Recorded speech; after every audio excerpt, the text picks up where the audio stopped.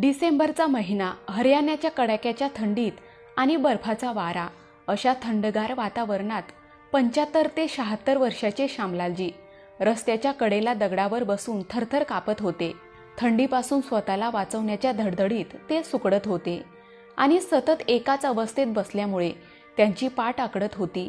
अंगावर जाड कापडाचे धोतर, कुर्ता घातलेला आणि जुना मफलर घातला होता, ज्यामुळे त्यांचे डोके आणि कान एकत्र झाकता येत नव्हते आणि एक पातळ शॉल अंगावर ओढली होती, ज्यातून थंड वारे येत एक जोरदार थरकाप उडेल.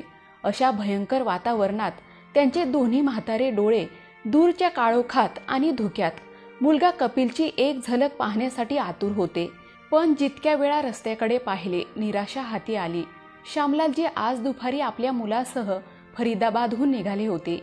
श्यामलालजी खूप दिवसापासून त्यांच्या सांध्यातील वेदना कमी होत नव्हत्या. ते सकाळ संध्याकाळ वेदनेने ओरडायचे. काल संध्याकाळी सांधेदुखी जास्त वाढली तेव्हा कपिल काळजी दाखवत म्हणाला, बाबा, तुमचा सांधेदुखीचा त्रास दिवसेंदिवस वाढत चालला आहे. दिल्लीत सांधेदुखीसाठी खूप चांगले डॉक्टर आहेत. मी तुम्हाला उद्या तिथेच दाखवतो. मुलाचे म्हणणे ऐकून श्यामलालजी म्हणाले, बेटा, ही सांधेदुखी ही अशी समस्या आहे जी म्हातारपणात येतेच. त्याचा उपचार शक्य नाही असं नाहीये बाबा. चांगला उपचार मिळाला तर सगळं शक्य आहे. बघा, त्या डॉक्टरांचा उपचार करून तुम्ही 10-15 दिवसात धावायला लागाल. आपल्या मुलाच्या मनात त्यांच्याबद्दल इतके प्रेम पाहून मनातच खुश होत होते. त्यानंतर परदेशातून त्यांचा नातू तुषारचा फोन आला. सगळ्यांची हालचाल विचारल्यानंतर तो आपल्या आजोबांशी बोलू लागला. चिंताग्रस्त स्वरात त्यांच्या सांधेदुखीबद्दल विचारले तर ते म्हणाले, उद्या तुझे पप्पा मला औषध आणतील. तू फक्त तुझ्या अभ्यासावर लक्ष केंद्रित कर. माझी काळजी करू नको. तुझ्या मेहनतीमुळेच तुझी परदेशात शिक्षणासाठी निवड झाली आहे. मी काळजी का नको करू आजोबा? तुम्ही माझे जिवलग मित्र आहात. मी लहानपणापासून आजी आणि तुमच्यासोबत राहत आलोय. आई पप्पा तर शहरात नोकरी करायचे, म्हणूनच तुम्हा दोघांच्याही मी जवळ होतो. पण आजीच्या मृत्यूनंतर मला तुम्हाला गमवायचं नाही. त्यामुळे स्वतःची पूर्ण काळजी घ्या.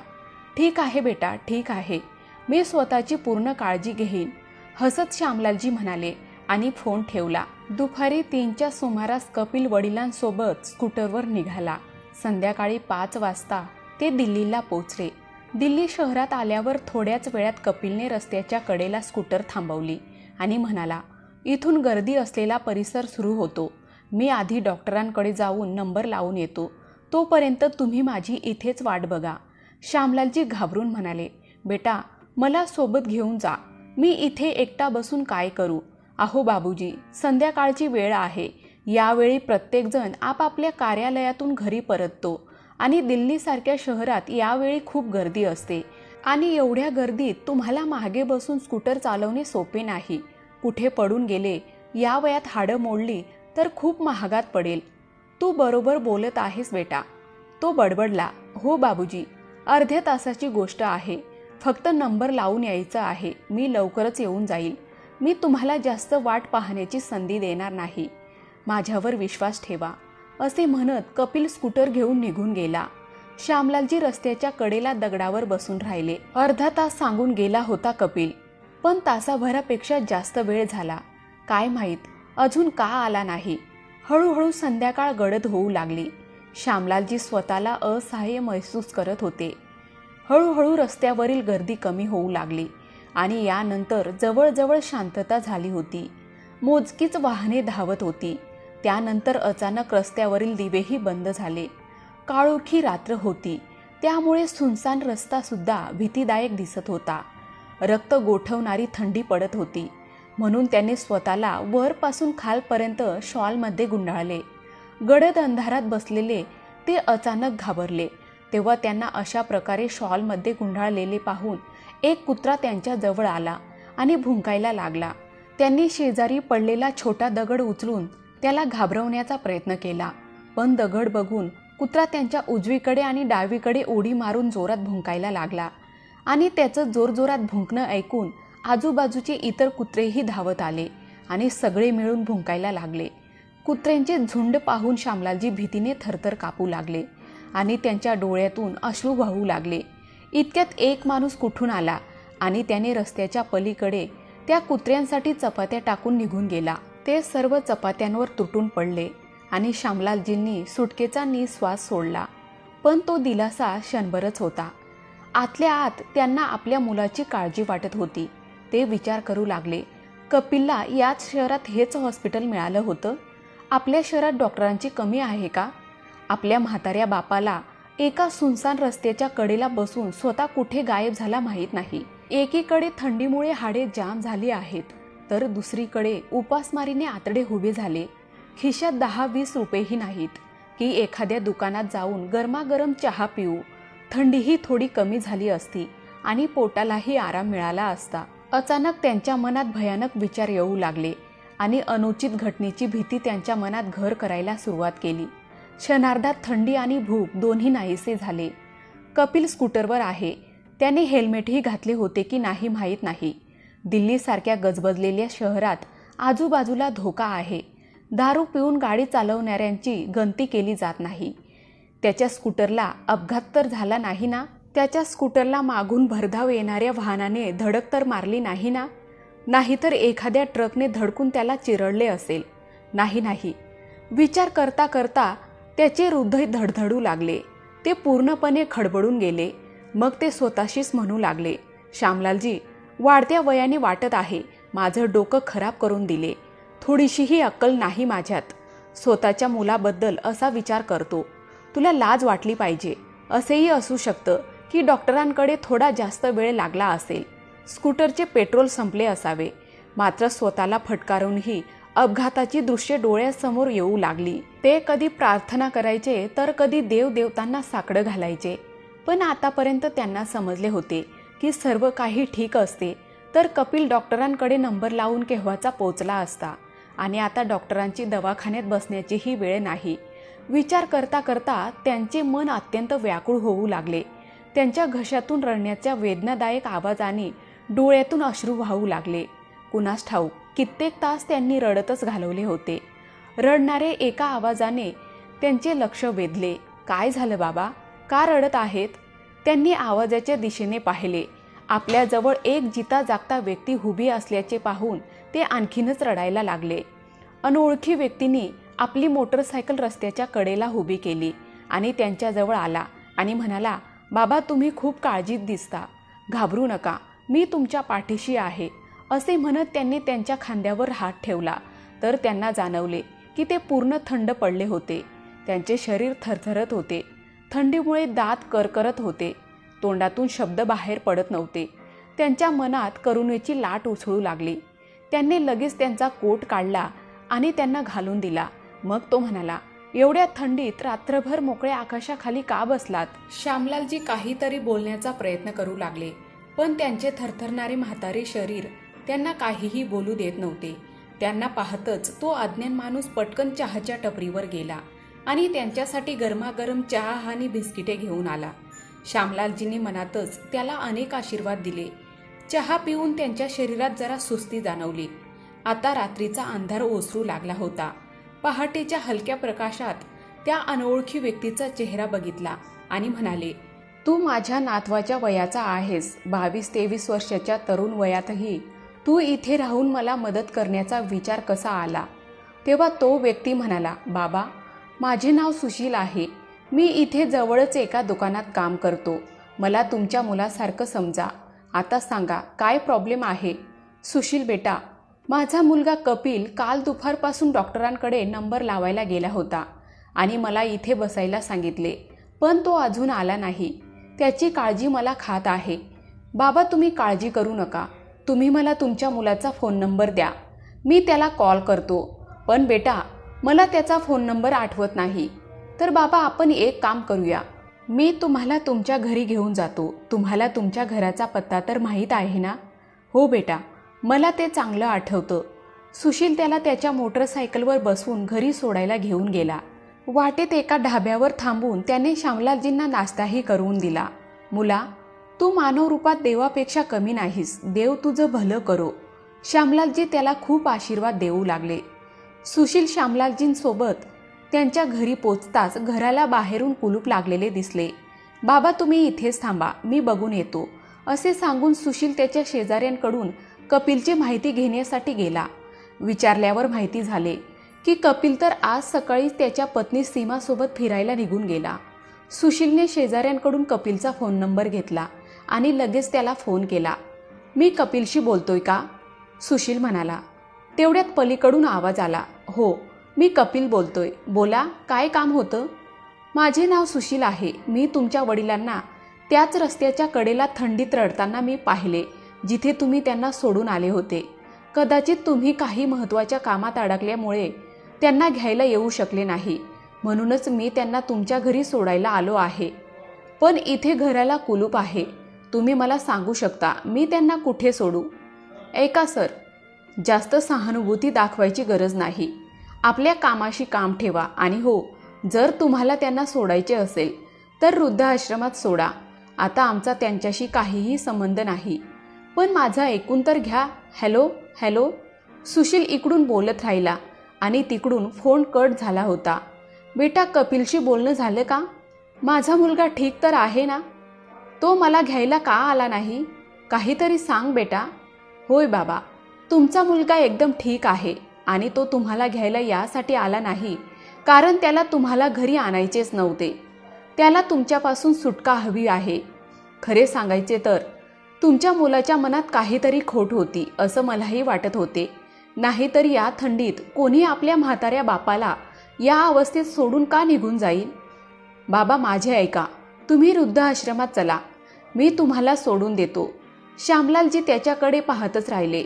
त्यांचे डोळे भरून आले आणि म्हणाले, मी काही लावारीस नाही. माझेही एक घर परिवार आहे. मला वृद्धाश्रमात सोडण्याचा विचारही कसा आला तुझ्या मनात? हे मला तुमच्या मुलाने सांगितले, सुशील म्हणाला. थरथरत आणि रडलेल्या स्वरात श्यामलालजी म्हणाले, पण माझाच मुलगा मला ओझं का समजेल? मला 2 वेळचे जेवण देणेही माझ्या सुनेला जड वाटू लागले. मी कबूल करतो की कधी कधी माझं काम करत असताना माझी सून नाराज व्हायची. कपिलला माझ्या औषधाचा खर्च थोडा जास्त वाटत होता. छोट्या छोट्या गोष्टीत मी त्यांना टोकणे आवडायचं नाही. माझ्या खोकल्याच्या आवाजाने त्यांना त्रास व्हायचा. पण मी त्यांच्या तुकड्यावर नाही जगत होतो. मी माझ्या पूर्ण आयुष्याची कमाई माझ्या मुलाच्या नावावर केली आहे. नाही, माझा मुलगा आणि सून इतके स्वार्थी होऊ शकत नाहीत. ते कधीही इतक्या खालच्या थराला जाणार नाहीत. तुझा काही गैरसमज झाला आहे. बाबा, माझ्या मोबाईलमध्ये कॉल रेकॉर्डिंग चालू आहे. मी तुमच्या मुलाशी काय बोललो ते मी तुम्हाला ऐकवतो, असे म्हणत सुशीलने त्याचा फोन श्यामलालजींच्या कानाला लावला. कॉलचे रेकॉर्डिंग ऐकून श्यामलालजी स्तब्ध झाले. त्यांना आपल्या कानावर विश्वास बसत नव्हता. ते दगडासारखे एका जागी उभे राहिले. नंतर काही वेळाने करुणा आणि वेदनेच्या आवाजात म्हणाले, चल बेटा, मला वृद्धाश्रमात सोड. थरथरत्या आवाजात हे सांगताना त्यांच्या आतील वेदना अश्रूमधून बाहेर पडल्या. सुशीलने इंटरनेटच्या माध्यमातून शहरात एका चांगल्या वृद्ध आश्रमाचा पत्ता मिळवला. वृद्ध आश्रमात पोचताच तिथल्या कर्मचाऱ्यांनी त्यांच्याविषयी माहिती घेतली. एक लोकल न्यूज रिपोर्टर जो तिथे उपस्थित होता त्याने श्यामलालजींचा एक व्हिडिओ बनवला आणि सोशल मीडियावर शेअर केला की बघा, आजची पिढी कशी संस्कारात नाही तर स्वार्थात जीवन जगते. आज घरात फक्त उपयोगी वस्तू ठेवून निरुपयोगी वस्तू फेकून देण्याचा जमाना आहे. कोणी मंदिराच्या पायरीवर बसून निघून जातो, कोणी पुलाखाली बसून गायब होतात आणि आज डॉक्टरांकडे नंबर लावायच्या निमित्ताने. हे किती दिवस चालेल? या गोष्टी ऐकून श्यामलालजींचे हृदय तुटत होते. श्यामलालजींचा नातू तुषार जो परदेशात राहत होता, सोशल मीडियावर त्यांच्या शहराच्या बातम्या नेहमी पाहायचा, हे जाणून घेण्यासाठी की त्यांच्या शहरात काय घटना घडत आहेत. एक दिवस फेसबुकवर व्हिडिओ पाहत असताना त्याला त्याच्या आजोबांचा व्हिडिओ समोर दिसला. क्षणभर त्याला वाटले, नाही, हे माझे आजोबा असू शकत नाहीत. पण रिपोर्टरने त्याला नावाने संबोधले होते तेव्हा त्याची खात्री पटली, ते त्याचे आजोबा आहेत. त्याच्या आजोबांचा रडणारा चेहरा आणि त्याच्या आई वडिलांच्या वागणुकीने त्याचे हृदय जसे तुटून पडले. न्यूज रिपोर्टरचे म्हणणे ऐकून त्याचे हृदय हादरले. त्याने लगेच त्याच्या घरी फोन केला आणि नेहमीप्रमाणे पहिला प्रश्न विचारला, आई, आजोबा कुठे आहेत? ते ठीक आहेत ना? मला त्यांची काळजी वाटते. त्याचे बोलणे ऐकून त्याची आई सीमा म्हणाली, बेटा, कधी आपल्या आई वडिलांचीही चौकशी करत जा. तुला फक्त तुझ्या आजोबांची काळजी आहे. तुझे आजोबा एकदम ठीक आहेत. बरं मग मला त्यांना बोलायला सांगा, तो म्हणाला. मग त्याची आई घाईघाईने म्हणाली, ते त्यांच्या मित्राला भेटायला आपल्या गावी गेले आहेत. तुषारला समजले की ते त्याला सरळ काहीही सांगणार नाहीत. त्याने फोन ठेवला आणि लगेच भारतात येण्याची तयारी सुरू केली.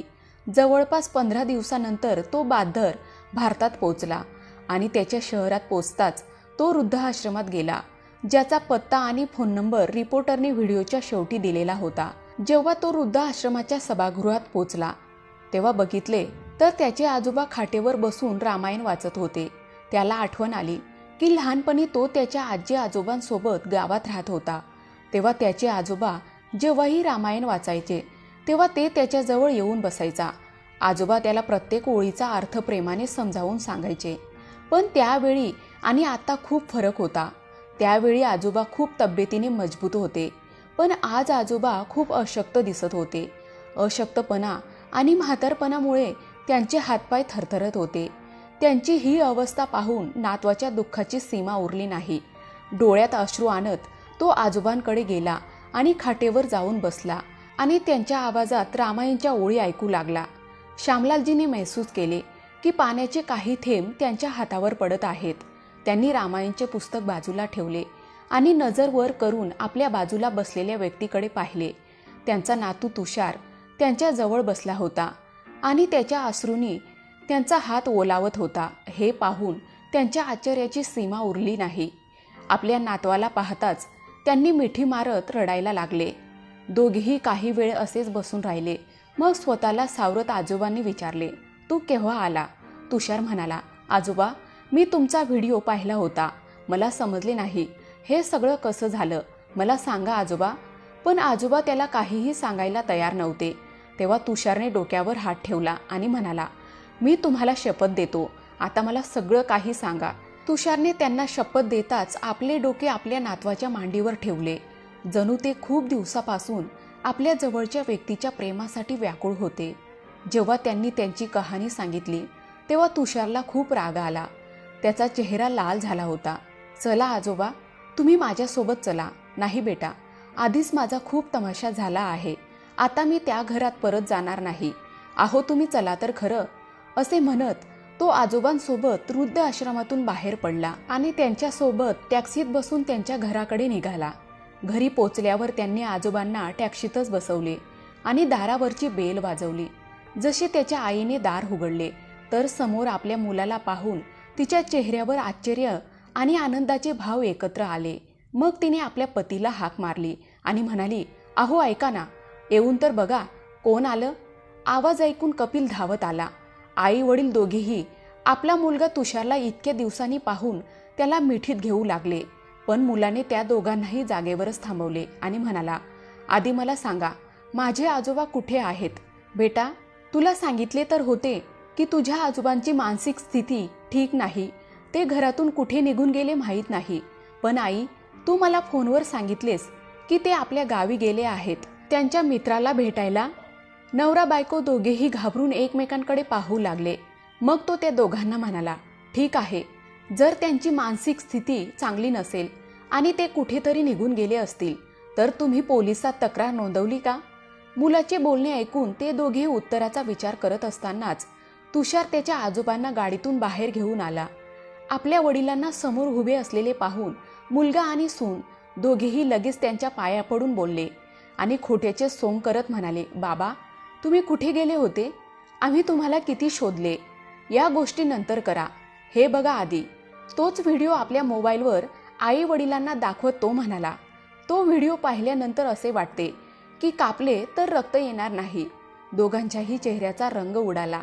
पप्पा, मला एक गोष्ट सांगा, एका अनोळखी शहरात रस्त्याच्या कडेला एवढ्या थरथरत्या थंडीत वडिलांना सोडताना तुमचे मन दुखले नाही का? काय मागत होते माझे आजोबा तुमच्याकडून? फक्त 2 वेळचे जेवण, थोडी आपुलकी आणि थोडं प्रेम. आणि आई, तू स्त्री ही ममताची मूर्ती आहे ना. दयाळूपणा आणि करुणा तिच्या स्वभावातच असतं. पण तुलाही आजोबांची अजिबात दया आली नाही. तुम्हा दोघांनाही माझे आई वडील म्हणायला मला लाज वाटते. माझे आजोबा तुम्हाला ओझं वाटतात. मी ठरवून घेतले, मी माझ्या आजोबांना माझ्यासोबत घेऊन जाईल कायमचा. आजपासून आजोबा माझ्याकडे राहतील आणि जोपर्यंत त्यांना परदेशात नेण्यासंबंधीच्या सर्व औपचारिकता पूर्ण होत नाहीत तोपर्यंत मीही त्यांच्यासोबत वृद्धाश्रमात राहीन, कारण आता तुमच्याशी माझं काही नातं नाही. त्याचे बोलणे ऐकून दोघेही हात जोडून त्याच्या समोर विनवणी करू लागले. नाही बेटा, असे बोलू नकोस. आम्ही मान्य करतो की आमच्याकडून खूप मोठी चूक झाली, पण या चुकीची एवढी मोठी शिक्षा देऊ नकोस. मात्र तुषारने त्यांचे एकही शब्द ऐकले नाही आणि आजोबांना टॅक्सीत बसून वृद्धाश्रमाच्या दिशेने निघाले. तर मंडळी, कथा कशी वाटली कमेंट्स करून नक्की कळवा. चॅनलवर नवीन असाल तर व्हिडिओला लाईक, शेअर अँड सबस्क्राईब करा. धन्यवाद.